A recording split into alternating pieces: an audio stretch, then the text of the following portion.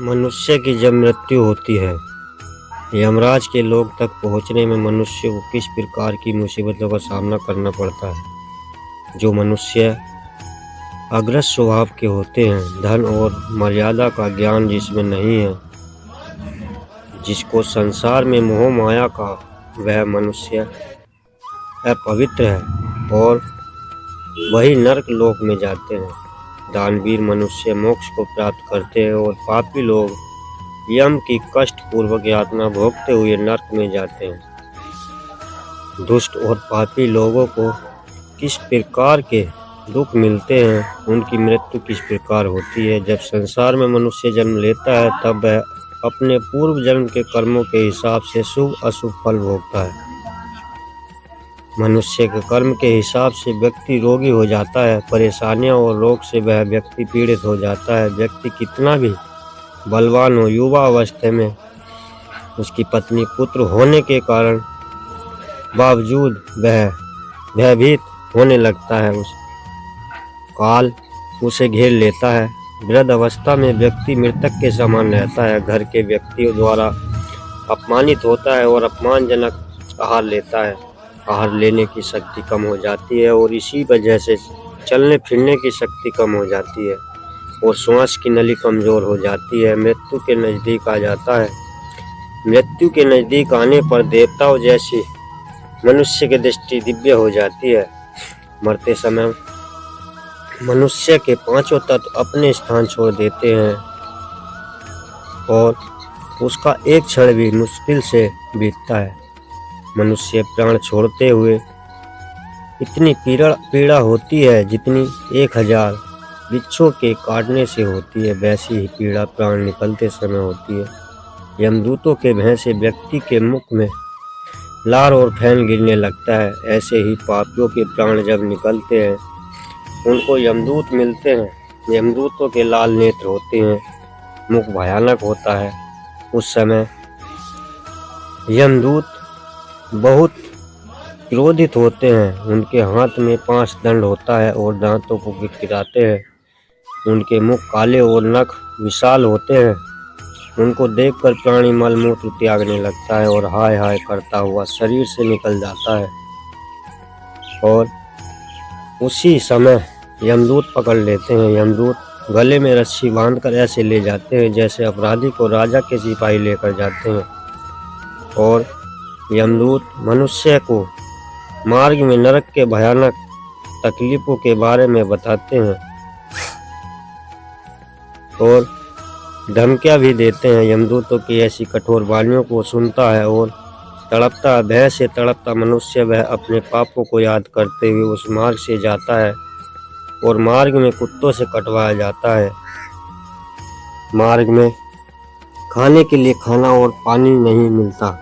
सूर्य की तेज गर्मी में चलना पड़ता है। यमदूत उसे घसीट कर ले जाते हैं। इस प्रकार अत्यंत पीड़ा सहकर अंधकार में यमलोक पहुंच जाता है। वहां उसे उसके पापों का फल मिलता है। यमराज उसे घोर नरक की यातना देकर उसे वापस मनुष्य लोक में भेज देते हैं। अपने पुत्रों द्वारा दिए पिंडदान को वह जीव खाता है, परंतु पापी जीव होने के कारण उसकी तृप्ति नहीं होती। जिस मनुष्य का पिंडदान नहीं होता, वह प्रेत योनि में रहकर निर्जन वन में दुख पूर्वक भ्रमण करते हैं। यम की यातना भोग बिना जीव को मनुष्य के रूप में जन्म नहीं मिलता और अन्य योनियों में भटकता रहता है।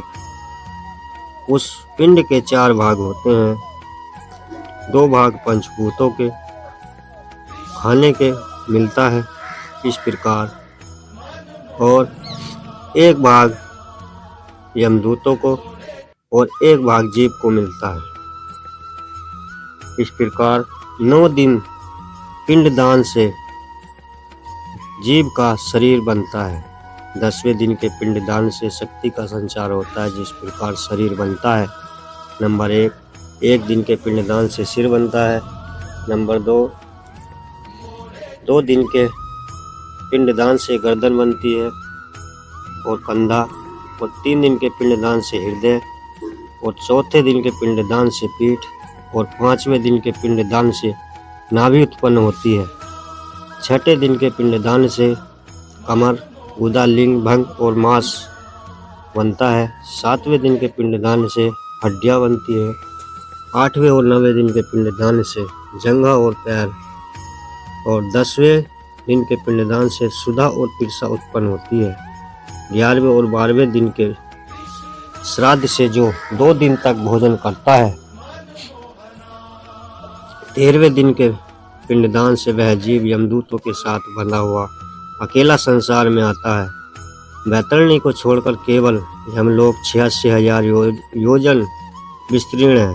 अब इस जीव को प्रतिदिन 24 घंटे क्रम से 247 योजन यमदूतों के साथ निरंतर चलना पड़ता है।